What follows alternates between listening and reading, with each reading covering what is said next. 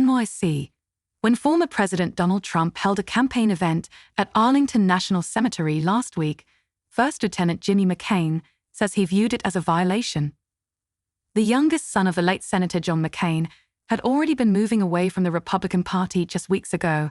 He changed his voter registration to Democrat and plans to vote for Kamala Harris in November, he told NYC in an exclusive interview this week. But he is speaking out now for the first time about Trump because of the former president's conduct at the hallowed ground where several generations of McCain's family, including his grandfather and great-grandfather, are buried. It just blows me away, McCain, who has served in the military for 17 years, told NYC. These men and women that are laying in the ground there have no choice of whether to be a backdrop for a political campaign, he said. I just think that for anyone who's done a lot of time in their uniform, they just understand that inherently that it's not about you there. It's about these people who gave the ultimate sacrifice in the name of their country. McCain's decision to speak out now is part of his broader shift away from the Republican Party and his family's famously conservative roots. After years as a registered independent, he says he registered as a Democrat several weeks ago and plans to vote for Kamala Harris in November, adding that he would get involved in any way I could to help her campaign. It's a significant move for the son of a former GOP presidential candidate and Arizona senator.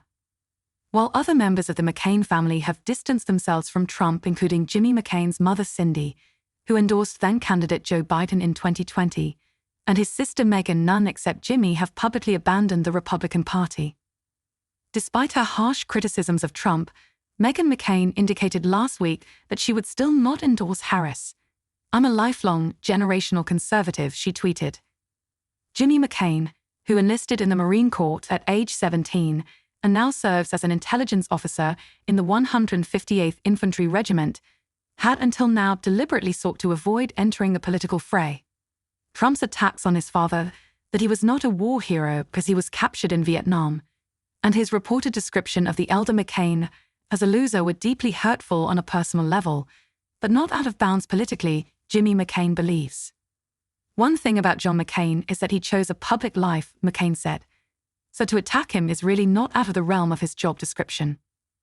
For the younger McCain, though, the Arlington episode and how the campaign has reacted to it represents a whole new level of what he perceives as Trump's disrespect for the fallen, and he believes it stems from Trump's own insecurities about not having served.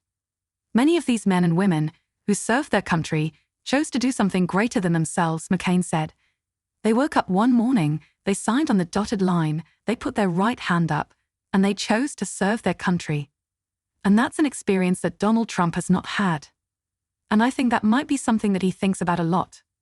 McCain emphasized that he is speaking on his own behalf and his views do not represent those of the U.S. Army. McCain received his commission and became an officer in U.S. Army intelligence in 2022. McCain's anger over the Arlington episode was also particularly acute because when it happened, he had just returned from a 7-month deployment to a small U.S. base on the Jordan-Syria border known as Tower 22. He arrived there just weeks after 3 U.S. service members were killed on the base in a drone attack by Iran-backed militants, and he says he thought of them when he saw Trump posing last Monday in front of gravestones. It was a violation, McCain said. That mother, that sister, those families, see that and it's a painful experience. Trump visited the cemetery last Monday following a wreath-laying ceremony honoring the 13 U.S. military service members who were killed at Kabul Airport's Abbey Gate in Afghanistan in 2021. His campaign filmed the visit, leading to an altercation with a cemetery staffer who attempted to prevent Trump's team from photographing and filming in the area where recent U.S. casualties are buried. According to the Army, doing so violates federal law, Army regulations, and Defense Department policies. Trump is not the first politician to violate a ban on political activity at Arlington. In fact, more than 20 years ago, John McCain said he made a very bad mistake when he released a campaign ad that featured a clip of him walking through the cemetery.